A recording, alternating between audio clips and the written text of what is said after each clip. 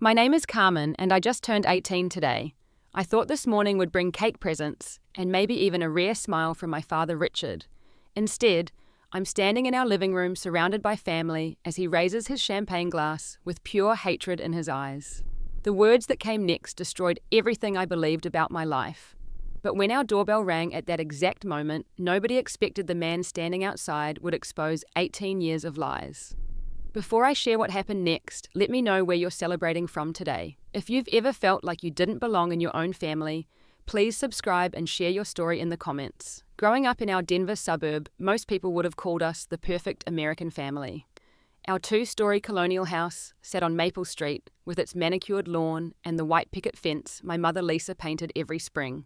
My father Richard worked as a senior financial advisor at one of those firms downtown, where everyone wore expensive suits and talked about portfolios over $100 lunches. He'd leave the house at 6:30 sharp every morning, his black Mercedes backing out of our driveway like clockwork.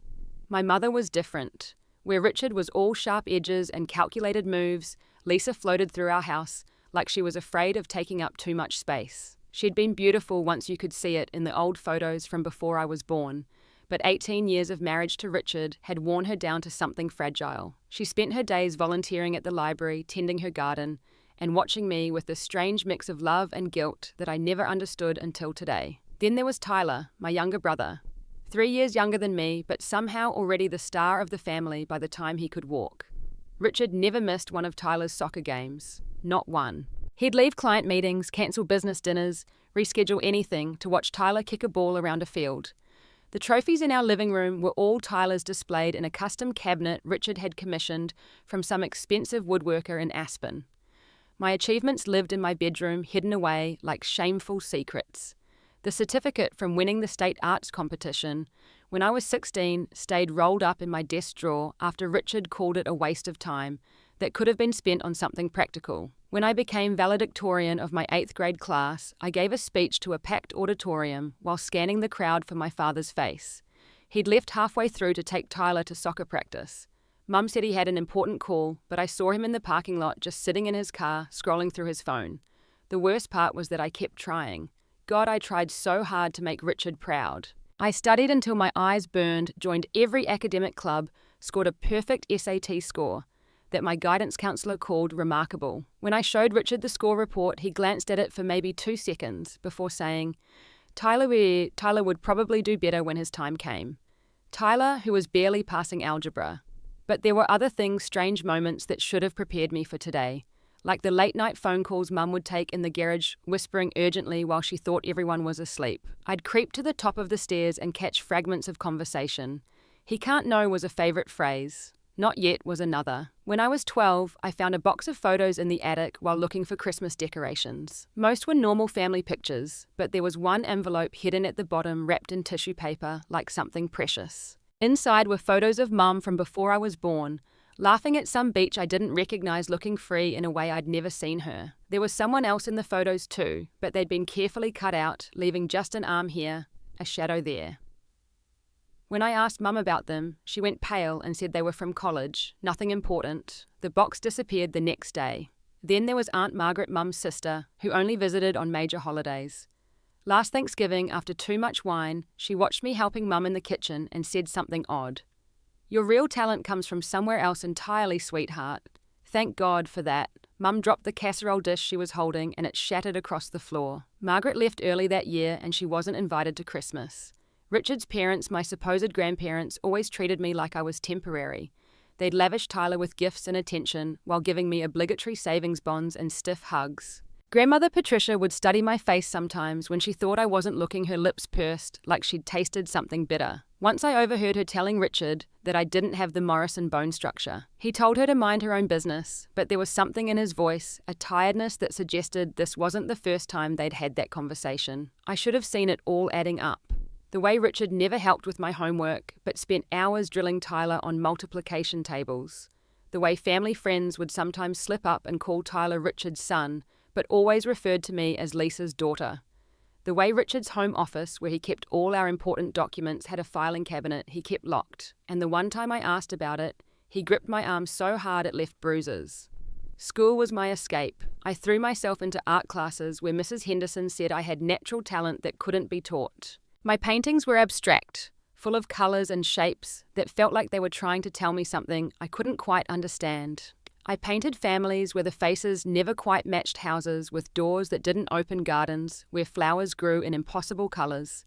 Mrs. Henderson submitted my work to competitions without telling me, and I kept winning, kept getting recognition from strangers who saw something in my art that my own father couldn't. My best friend Emma knew something was wrong before I did. She'd been coming to our house since we were 7, and she noticed things, like how Richard's smile never reached his eyes when he looked at me, how Mum would position herself between Richard and me during arguments subtle but protective, how family photos from before I was born were displayed prominently, but recent ones were scarce, and when they did exist, I was always slightly separate, like someone had posed us wrong. "Your dad's weird with you," Emma said once when we were 15, lying on her bedroom floor studying for finals. "Like he's doing a job he doesn't want to do." I laughed it off then, but her words stuck with me. They rattled around in my head during family dinners, where Richard would talk to Tyler about his future, while acting like I wasn't there. They echoed during parent-teacher conferences where Richard would show up late and leave early, always with some excuse about work. Senior year was supposed to be different. I'd gotten into 3 Ivy League schools, full scholarships to 2 of them. Even Richard couldn't ignore that. The night acceptances came in, Mom made my favourite dinner, and Richard actually came home on time. For one brief moment, sitting at our dining room table, I thought maybe things could change. Maybe achieving something undeniable would finally make me worthy in his eyes. "Carmen's going to Yale," Mum announced, her voice bright with pride I rarely heard. Richard set down his fork, looked at me with those cold blue eyes and said, "Well, they need diversity candidates, I suppose." Tyler laughed nervously the way he always did when Richard said something cruel. Mum's face crumpled, but she didn't defend me. She never defended me, not really. She'd comfort me later in private with hugs and reassurances that Richard didn't mean it, that he was stressed about work, that he loved me in his own way. But she never stood up to him when it mattered. That night, I made a decision. Once I left for college, I wouldn't come back. Not for Thanksgiving, not for Christmas, not for summers. I'd build my own life, become my own person, free from whatever poison lived in our perfect suburban house. I just had to make it through one more summer, starting with my 18th birthday. The morning of my 18th birthday arrived with unexpected sunshine streaming through my bedroom window. April 23rd had always been hit or miss with Colorado weather. But this year, it felt like the universe was trying to give me something special.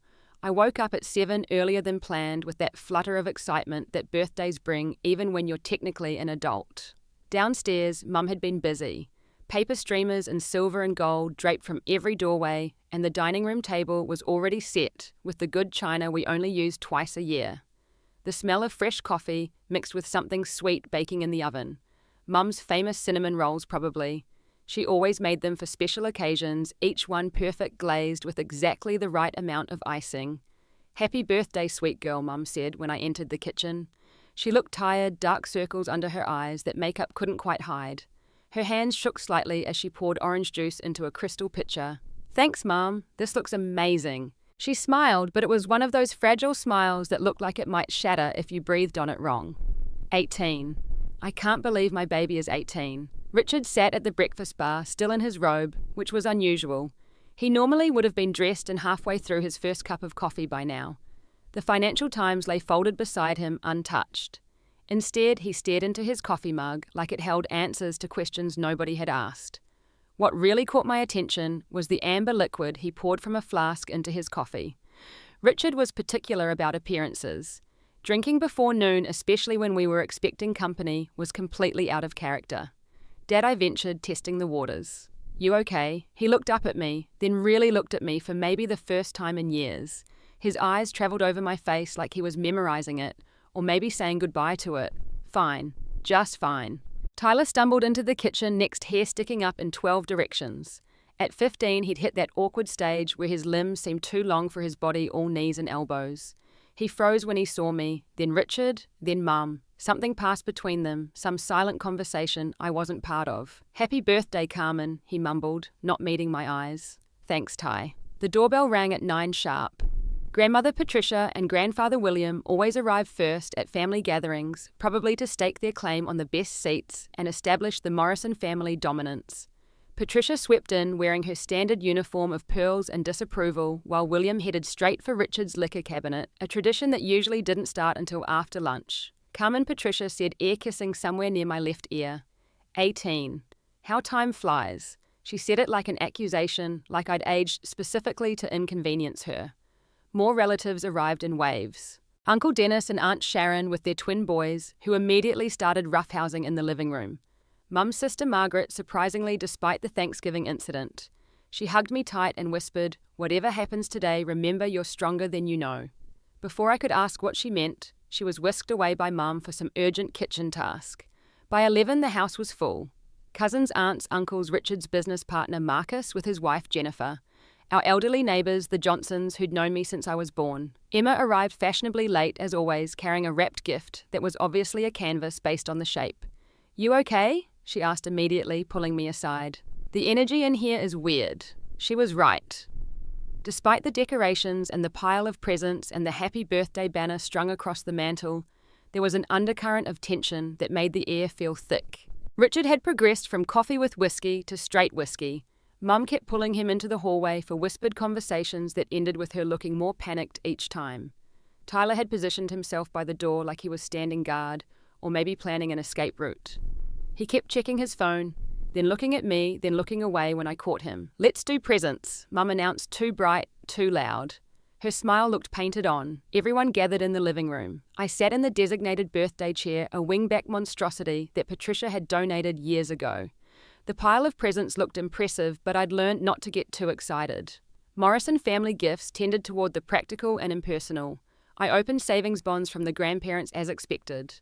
A day planner from Uncle Dennis because organisation is key to success. A gift card to a store I never shopped at from Marcus and Jennifer. Emma's gift was a beautiful set of oil paints, professional grade, the kind I'd been dreaming about. Margaret gave me a leather journal with my initials embossed on the cover and a note inside that said, "For your next chapter." Richard's gift was an envelope. Inside was a check for exactly $1,000 and a note that said, "For college expenses." Not "Love, Dad," not "Proud of you," just his signature like it was a business transaction. "Thank you," I said, because what else could I say? The cake came out next 3 layers of chocolate with vanilla buttercream decorated with silver fondant stars. 18 candles flickered as everyone sang "Happy Birthday," their voices not quite in sync, some enthusiastic, others going through the motions. Richard didn't sing at all. He stood at the back of the room, fresh drink in hand, watching me like I was a problem he needed to solve. It was 11:47 when everything went wrong. I know the exact time because I'd just blown out my candles, made my wish to escape this house, when Richard stepped forward, raising his champagne glass. The room fell silent, everyone turning toward him expectantly. Birthday toasts were another Morrison family tradition, usually full of platitudes about growing up and responsibility. 18 years, Richard began, his voice steady, despite the alcohol. 18 years is a long time. Mum made a small sound like a wounded animal. "Richard, please." He ignored her. 18 years of birthdays, school, plays, art shows I had to pretend to care about. 18 years of maintaining the charade. The room went completely still. Uncle Dennis cleared his throat nervously. Patricia set down her champagne glass with a sharp click. "You all think you're here to celebrate Carmen's birthday," Richard continued, his words gaining momentum like a train without brakes. "But what you're really celebrating is my extraordinary patience. My ability to raise another man's mistake with grace and dignity." The words hit me like physical blows. Another man's mistake. The room erupted in gasps, shocked whispers, but I couldn't hear any of it over the roaring in my ears. Richard's words hung in the air like shattered glass, each syllable cutting deeper than the last. Another man's mistake. I felt the blood drain from my face as 50 pairs of eyes turned toward me, some shocked, some pitying, and worst of all, some unsurprised. "Richard, stop this immediately," Mum's voice broke through the stunned silence. She stood up, shaking so hard that the coffee cup in her hand rattled against its saucer. "You promised. You swore you would never..." "Never," what Lisa Richard turned on her, his face twisted with years of suppressed rage. "Never tell the truth. Never explain why I've spent 16 years of my life paying for your whore mistake." Grandmother Patricia gasped. Several relatives started gathering their things, but Richard wasn't done. He was just getting started. "Sit down, all of you," he commanded with the same voice he used to close million-dollar deals. "You want to know why I've always seemed distant with Carmen? why she never quite fit the Morrison mold, I'll tell you exactly why. He walked to his office and returned with a manila folder thick with documents. His hands were steady now, like destroying my life had sobered him up. He pulled out a piece of paper and slapped it on the coffee table. DNA test, he announced. Taken when Carmen was 2 years old. 0% biological relation to me. 0. The paper sat there like a bomb that had already detonated. I wanted to look at it to see if he was lying, but I couldn't move. I was frozen in that stupid wingback chair while my entire identity crumbled around me. I hired a private investigator. Richard continued pacing now like he was presenting to a board meeting. Best in the business. Do you want to know what he found, Lisa? Should I tell everyone about your little music festival adventure? Mum collapsed onto the sofa sobbing. Aunt Margaret moved to comfort her, but Richard stepped between them. May 19 years ago. I was in Tokyo for 2 weeks finalizing the Yamamoto merger, the deal that made my career. While I was working 16-hour days to build our future, Lisa was spreading her legs for some traveling musician at a folk festival in Boulder. Richard Uncle Dennis stood up. There are children here, Tyler knows, Richard said casually. I told him 3 years ago. He deserved to know why his real father treats his sister like a stranger. I looked at Tyler, my little brother, who couldn't meet my eyes. 3 years. He'd known for 3 years and never said anything. Every family dinner, every car ride to school, every moment we'd shared in those 3 years had been a lie. The musician Richard spat the word like it tasted bad. Christopher something, played guitar in dirty coffee shops and thought he was Bob Dylan. Lisa met him at that ridiculous festival she went to with her college friends. One night. That's all it took. One night of cheap wine and cheaper decisions, and 9 months later, here's Carmen. He gestured at me like I was Exhibit A in a court case. But why? Grandmother Patricia's voice was ice cold. Why did you stay? Richard laughed, but there was no humor in it. You think I wanted to? You think I wanted to raise another man's bastard? But imagine the scandal. Richard Morrison, rising star at Hamilton Financial, cuckolded by his wife. My career would have been over, the Morrison family reputation destroyed. So I made a calculated decision. He pulled out more papers from the folder. I stayed, but on my terms. Legal documents giving me full control of family finances. A post-nuptial agreement that would leave Lisa with nothing if she ever tried to leave. And complete authority over how this family operated. You blackmailed her, Margaret said, standing up to face him. You've held this over her head for 16 years. I protected this family, Richard shot back. I gave Carmen a name, a home opportunities she never would have had with some deadbeat musician for a father. Do you know where he is now? Probably playing for tips in some dive bar if he's not dead from an overdose. The doorbell rang. Everyone froze. The sound was so normal, so mundane in the middle of this catastrophe that it felt surreal. Richard laughed again, that same bitter sound. Probably another delivery.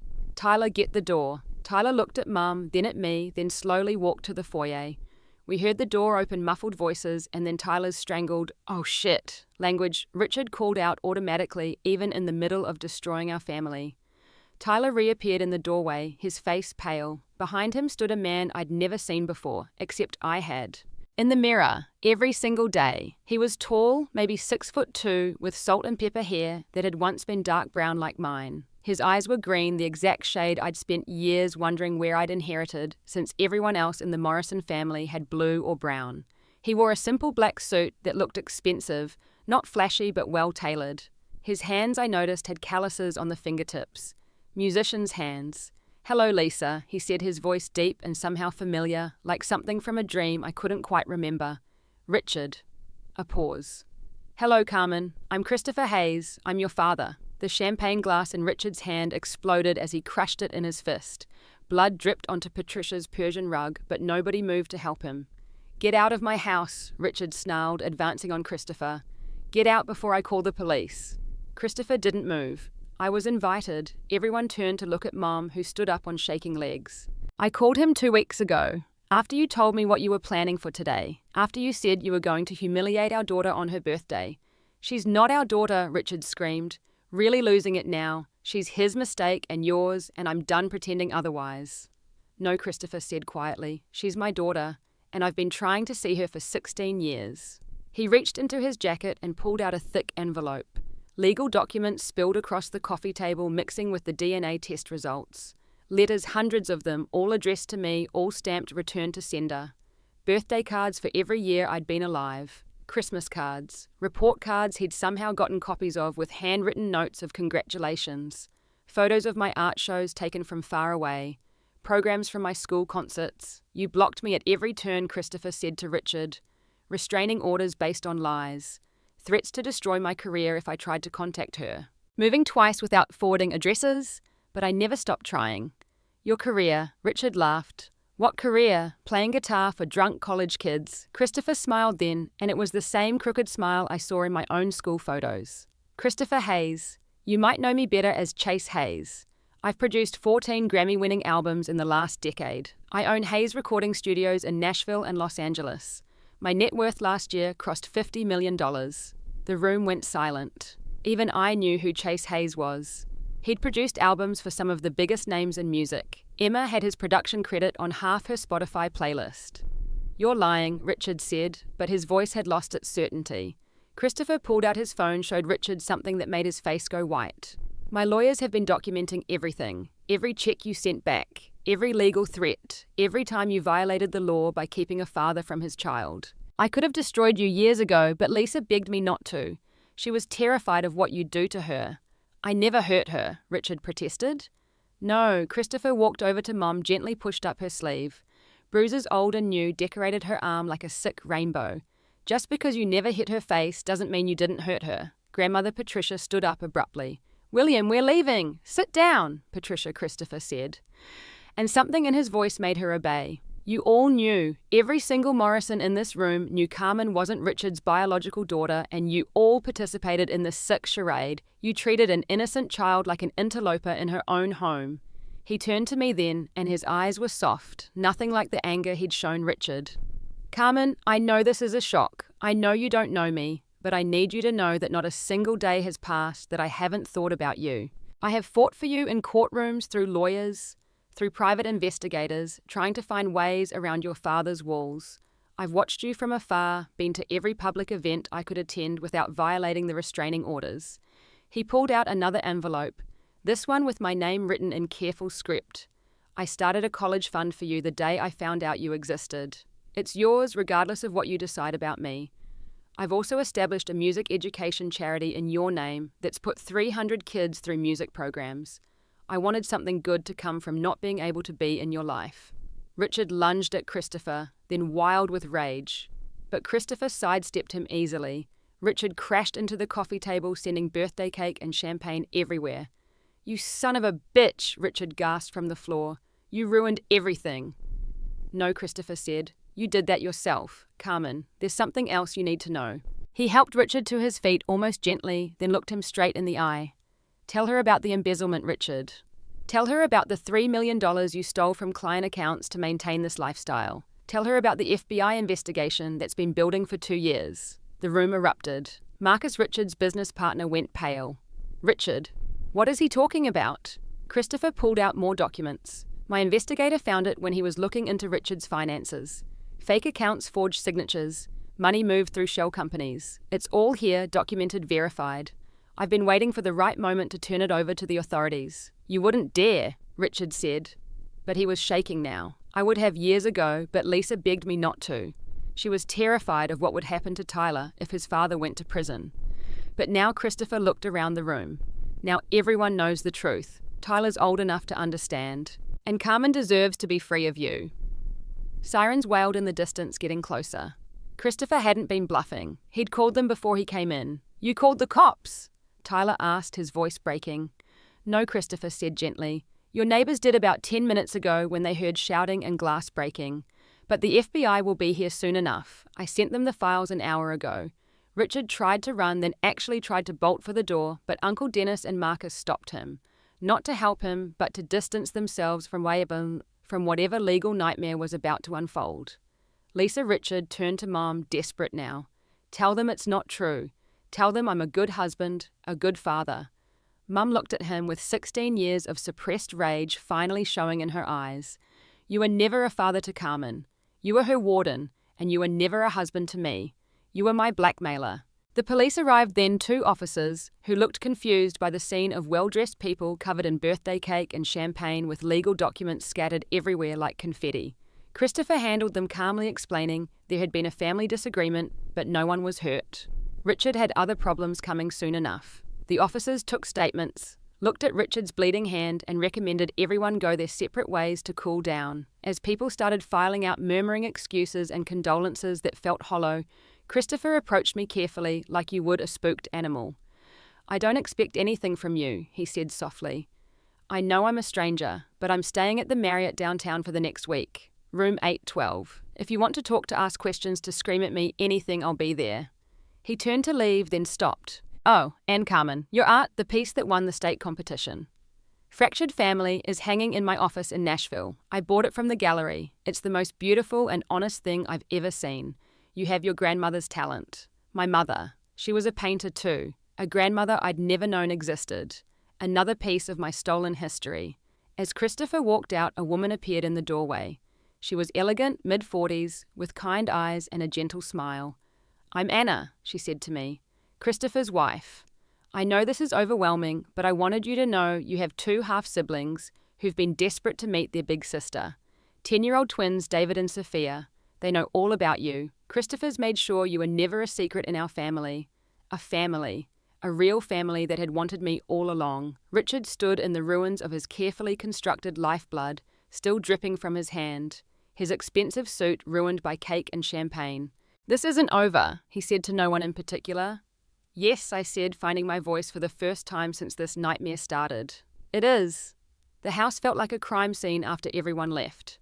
Champagne soaked into Mom's precious oriental rug, birthday cakes smeared across the coffee table like abstract art, and legal documents scattered everywhere, each one revealing another layer of lies I'd lived with my entire life. I stood in the middle of it all, still trying to process what had just happened.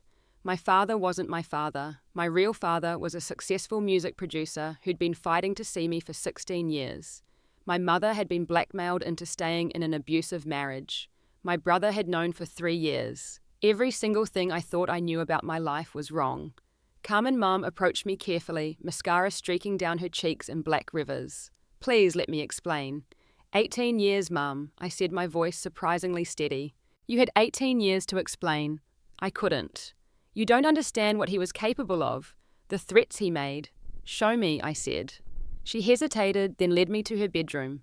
From underneath the mattress, she pulled out a notebook I'd never seen before. Inside were pages and pages of documentation, photos of bruises, medical records from emergency room visits attributed to falls and accidents, recordings on a tiny device of Richard's threats, bank statements showing accounts she couldn't access, legal documents proving Richard had control over everything, even her inherited money from her parents. He said if I ever tried to leave, he'd take Tyler. He'd prove I was an unfit mother because of my affair. He said he'd make sure you knew what a whore your mother was. He'd destroy any chance you had at a normal life. I flipped through the notebook, each page making me sicker. But Christopher could have helped. He has money lawyers. Richard made sure I couldn't contact him. My phone, my email, everything was monitored. The one time I tried to send a letter, Richard found it. That's when he told Tyler the truth as punishment, to turn my son against me. Tyler appeared in the doorway. "I didn't turn against you, Mom. I was scared. Dad said if I told anyone, if I helped you leave, he'd send Carmen away. Foster care or boarding school or something. I was 12. I didn't know what to do. We all stood there, 3 broken people in a broken family, finally seeing each other clearly for the first time. I need to get out of here," I said. "Carmen, please." Mum reached for me, but I stepped back. "I'm not angry at you. Not really. I need to think. I need to figure out who I actually am." I went to my room and started packing. Not everything, just essentials. Clothes, my art supplies, the journals I'd kept hidden under my bed. As I packed, I found things that made more sense now. A music box Mum had given me when I was 5 that played a melody I now recognized as one of Christopher's songs. A book about Nashville that appeared on my bookshelf when I was 10 with no explanation. A guitar pick that had been in my jewelry box forever, something Mum said I'd had since I was a baby. Breadcrumbs. She'd been leaving me breadcrumbs my whole life. Emma arrived as I was loading my car. I heard everything from my mum. "She's been on the phone with someone named Anna for an hour. Your mum knows Christopher's wife." Emma bit her lip. "Carmen, there's something I should tell you. My mum didn't get her job by accident. Christopher owns part of the company. He arranged it so someone he trusted could be close to you. We moved here when I was 7 because of that job. Another piece clicked into place. You've known not everything. Not until recently. Mum told me last year that she was basically hired to be Christopher's eyes and ears to make sure you were safe. That's why she always insisted you sleep over when things got bad at home. That's why there were always tickets to concerts and art shows that mysteriously became available. Christopher was behind all of it. I laughed, but it came out bitter. So even my best friend was assigned to me. No, Emma said firmly. That first day in 2nd grade when you shared your coloured pencils with me. That was real. Every stupid movie we've watched, every secret we've shared. Every time I've held you while you cried about your dad not loving you, that was all real. My mum having a job connected to your biological father doesn't change that we're sisters by choice.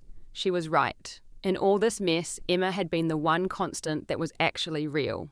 Where are you going? She asked. The Marriott, room 812. Want backup? Not yet. I need to do this alone first. The drive downtown felt surreal. Every familiar street looked different now that I knew the truth. Had Christopher driven these same roads trying to catch glimpses of me? Had he been at the coffee shop on 16th Street where I studied for finals? At the art supply store where I spent hours picking out the perfect brushes, the Marriott lobby was quiet for a Saturday afternoon.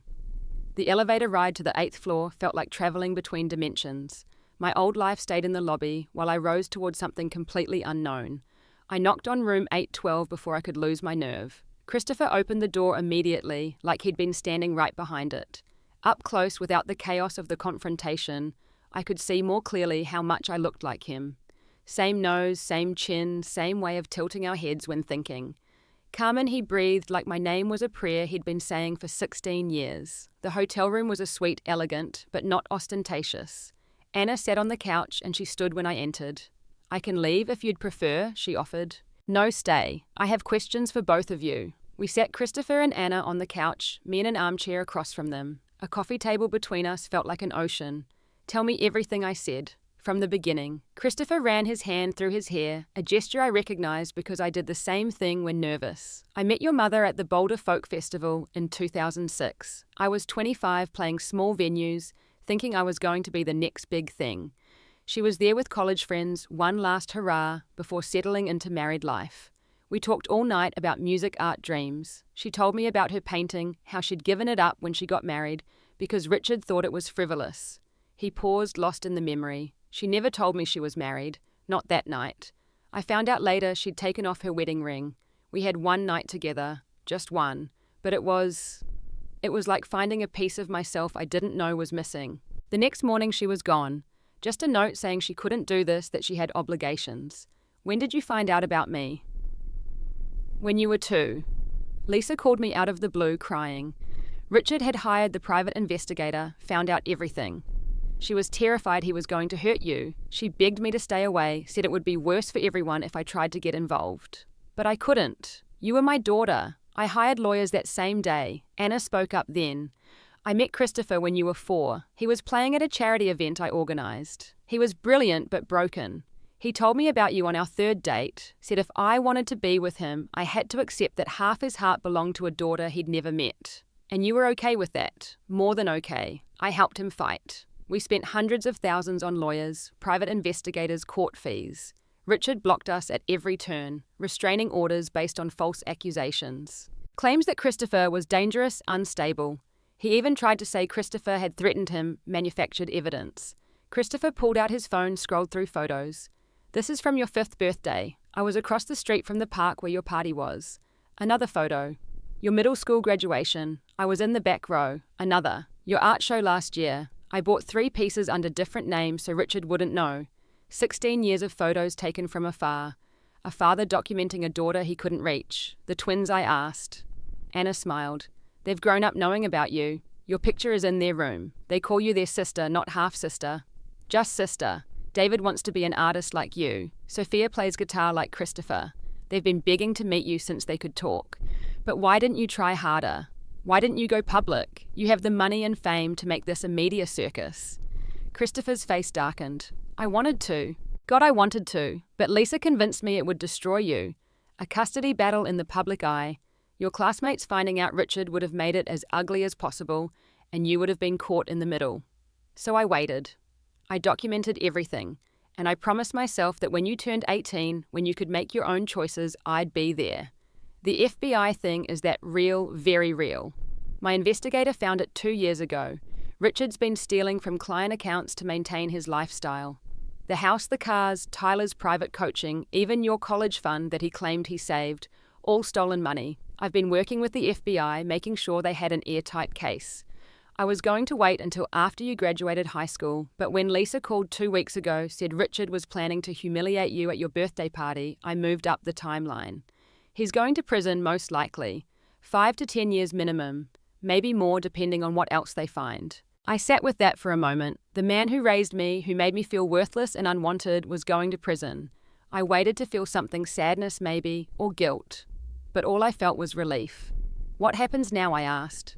Whatever you want, Christopher said. I don't expect you to call me Dad. I don't expect you to love me or even like me. But I'd like the chance to know you, to be whatever you're comfortable with me being. A friend, a mentor, a father, or just someone who sends birthday cards that actually get delivered. And if I wanted to stay with you. Hypothetically, Christopher and Anna exchanged glances. We have a guest room in our Nashville house that we've been calling Carmen's room for 10 years, Anna said. It has the best light for painting. There's a music studio in the basement if you ever want to learn. The twins would probably never leave you alone. And there's an art program at Vanderbilt that has rolling admissions if you wanted to transfer. You've really thought about this. Every day for 16 years, Christopher said. But no pressure. The room is yours whether you use it or not. The college fund is yours regardless. The only thing I want is the chance to know my daughter. I need time to think. Of course. Take all the time you need. I stood to leave, then turned back. The song, the one from the music box Mum gave me. Did you write that Christopher's eyes filled with tears? The day I found out about you. It's called Carmen's Lullaby. It was the first track on my first Grammy-winning album. I nodded and left carrying 16 years of lost history with me. Back at home, the house was quiet. Mum and Tyler were cleaning up the party disaster in silence. Richard was gone, probably at Marcus's house or with his lawyer. I helped them clean, none of us speaking, just moving around each other like ghosts. That night, I sat in my room with the notebook Mum had hidden Christopher's photos on my phone and a decision to make. Stay in the life I knew broken as it was, or leap into something completely unknown. At 2 a.m, I made my choice. I knocked on Mum's door. She was awake, sitting in bed with old photos spread across the comforter. Photos of her from before when she painted and smiled and looked free. I'm going to Nashville, I said. She nodded, tears streaming down her face.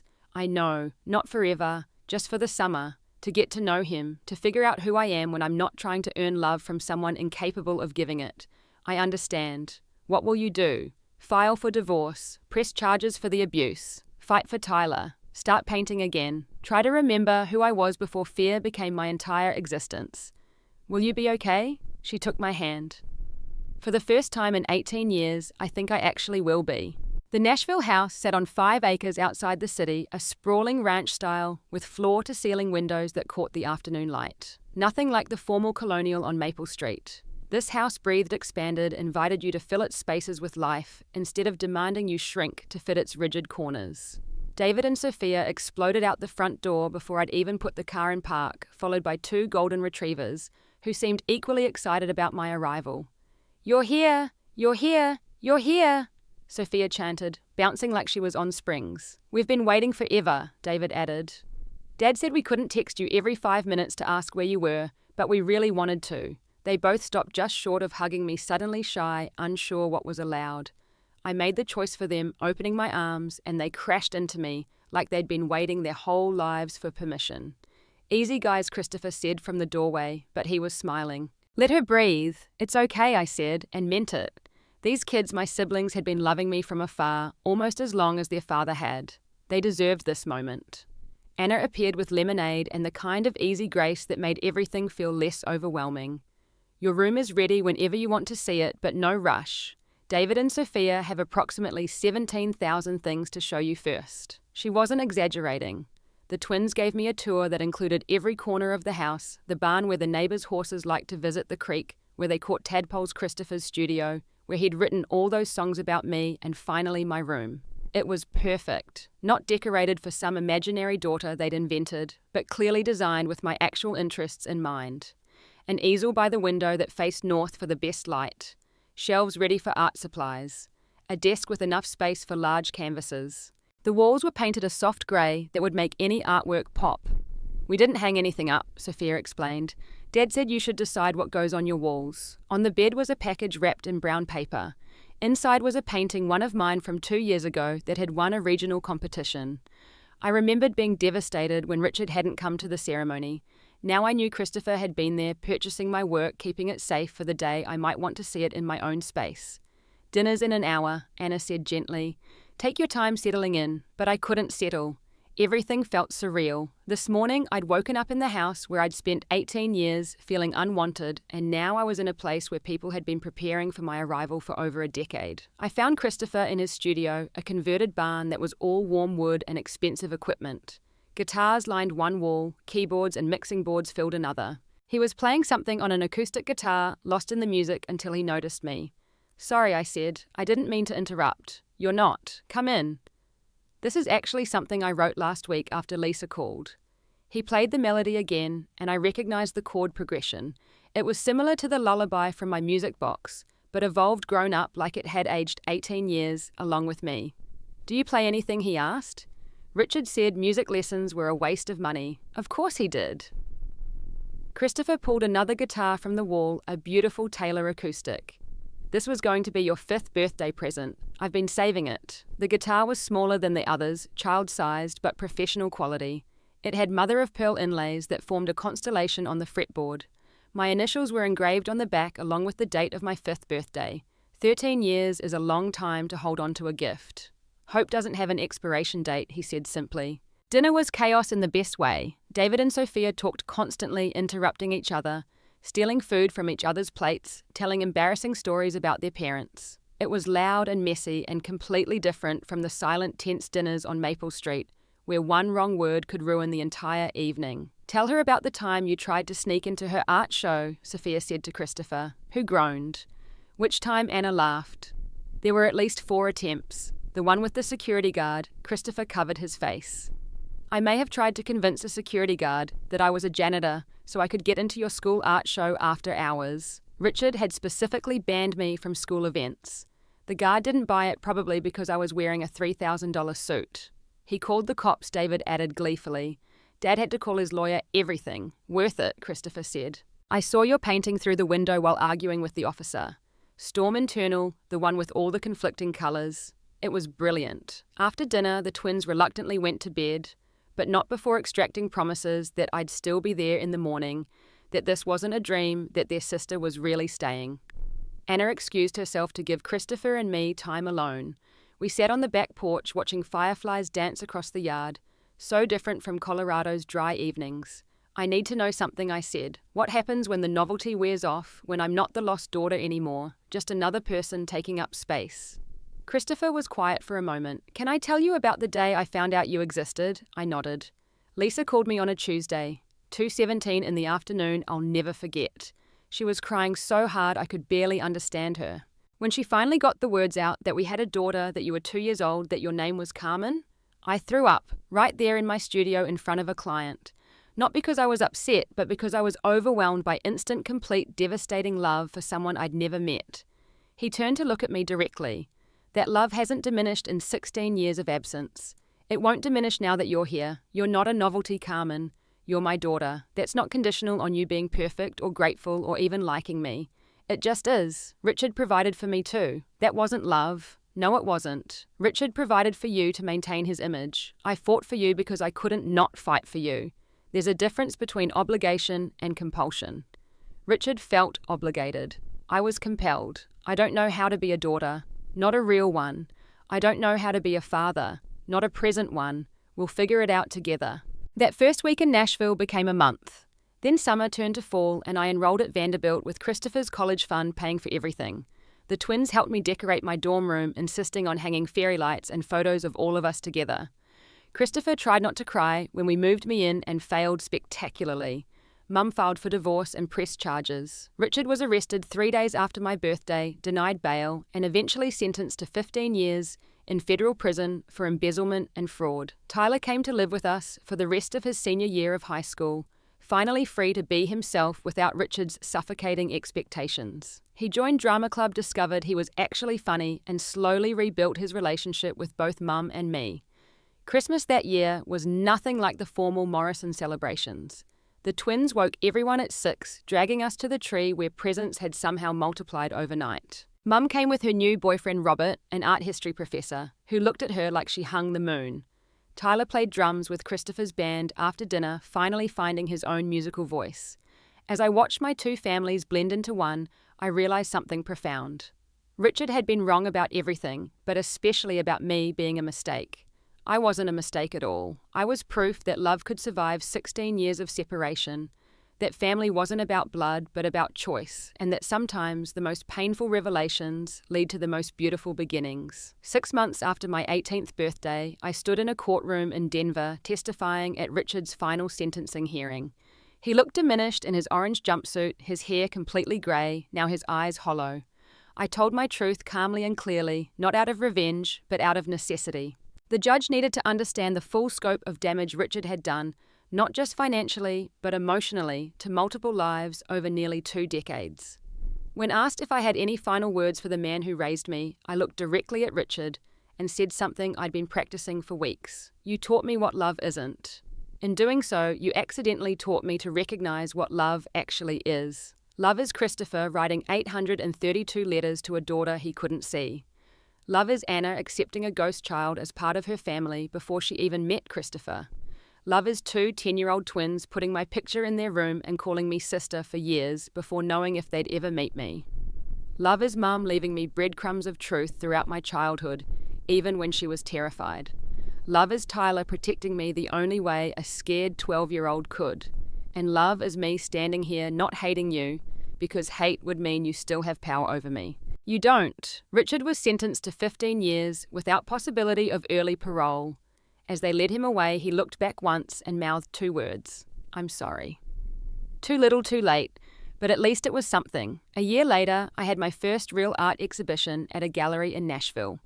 The theme was Roots and Wings, exploring identity through both genetics and choice. Christopher had every music industry contact he knew there. Mum flew in with Robert. Tyler brought his new girlfriend. Emma was there, of course, now my roommate at Vanderbilt. The twins sold homemade cookies at the door, insisting all proceeds go to their sister's art supply fund. The centerpiece painting showed 2 family trees with intertwined roots, but reaching toward different skies. Where they met in the middle was a figure that was both specific and universal, anyone who'd ever had to choose between where they came from and who they were becoming. That night, after everyone had left and I was alone in the gallery with my work, Christopher appeared with his guitar. Want to know a secret, he asked, Kais, then played a melody I'd never heard before. I wrote this the night you were born. I was playing a show in Denver. Didn't know you existed, but something came through me. This melody that felt urgent, necessary. I've never been able to recreate it exactly until now, until you were here to complete it. We sat in that gallery surrounded by art born from pain and transformed into beauty, and Christopher taught me the song he'd been carrying for 19 years. When I finally sang along, my voice uncertain but growing stronger, I understood that some things are worth waiting for. Some loves are powerful enough to survive any distance, any obstacle, any amount of time. 2 years after that birthday revelation, I graduated from Vanderbilt with degrees in fine arts and music business. Christopher and Anna sat in the front row with Mum and Robert. Tyler was there, home from his freshman year at NYU, where he was studying theatre. The twins, now 13, made embarrassing signs with my baby photos that they held up every time my name was mentioned. That evening, at the celebration dinner, Christopher stood to make a toast. 19 years ago, I lost something I didn't even know I had. For 16 years, I fought to get it back. But what I learned is that you can't get back lost time. You can only make the most of the time you're given. Carmen. You weren't raised by me, but you were always raised for me, waiting until the moment we could find each other. Every pain you experienced, every rejection from Richard, every moment you felt unwanted, it was preparing you to recognize real love when it finally arrived. You are not another man's mistake. You are this man's miracle. As everyone raised their glasses, I caught sight of our reflection in the restaurant window. 2 families who had become one not through blood or obligation, but through choice and persistence and love that refused to give up. Richard had called me another man's mistake on my 18th birthday, but he'd been wrong. I was another man's treasure hidden for 16 years, but never forgotten, never abandoned, never unloved. And when that doorbell rang and my real father walked in, everything broken began to heal, everything lost was found, and everything impossible became possible. My name is Carmen. I'm 21 now. I am an artist, a daughter to multiple parents, a sister, a survivor, and living proof that family isn't about DNA or documents or the name on your birth certificate. It's about who fights for you when the world tries to keep you apart. It's about who sees your worth when others call you worthless. It's about choosing love over fear, hope over bitterness, and forgiveness over the comfortable prison of resentment. Some children grow up wondering if they're loved. I grew up knowing I wasn't, at least not by the man pretending to be my father. But I also grew up being loved fiercely from a distance by a man who never gave up, who turned his pain into music, who built a family that included me before I even knew they existed. That love, patient and persistent and unconditional, was worth waiting 18 years to discover. Richard Morrison gave me his name and his roof, but never his heart. Christopher Hayes gave me his heart before he ever knew my name. One man saw me as evidence of betrayal. The other saw me as evidence of grace. One taught me to shrink myself to avoid his anger. The other taught me to expand into all the space I deserved to occupy. Both shaped who I became, but only one shaped who I chose to be. This is my story, but it's also the story of anyone who's ever been called a mistake, who's ever felt unwanted, who's ever wondered if they truly belonged anywhere. You do belong. You are wanted. You were never a mistake. Sometimes it just takes 18 years and a birthday revelation to finally hear the truth that was always there, waiting in the shadows, writing letters, taking photos from afar, loving you with a fierce devotion that distance and laws and lies could never diminish. The doorbell that rang on my 18th birthday didn't just bring my biological father back into my life. It brought me home to myself, to the person I was always meant to be when I wasn't trying to earn love from someone incapable of giving it. And that person, the real Carmen, was worth every moment of pain it took to find her. I want to thank you for sharing this journey with me today. If my story touched you, if it reminded you that it's never too late to find your real family, the people who choose to love you unconditionally, please share it with someone who needs to hear it. Have you ever had to redefine what family means to you? Have you discovered that the people who raised you and the people who truly love you might not be the same? I'd love to hear your story in the comments below. Please remember to like this video if it resonated with you, subscribe to hear more stories of survival and redemption, and hit that notification bell so you don't miss the next chapter of our journey together. Share this with anyone who needs to remember that being called a mistake by one person doesn't make it true. It just makes that person wrong. Thank you for being part of my chosen family today, the family of souls who understand that love isn't about perfection or blood or traditional definitions. It's about showing up, staying persistent, and never giving up on the people who matter, even when the whole world tries to keep you apart. May you find your own Christopher, your own Anna, your own twins who've been waiting to love you. And may you discover, as I did, that the cruelest revelations often lead to the most beautiful beginnings. Remember, you are not now and have never been a mistake. You are a miracle waiting to be discovered by the people brave enough to fight for you. Until next time, this is Carmen reminding you that family is just love that refuses to give up no matter how long it takes to find its way home.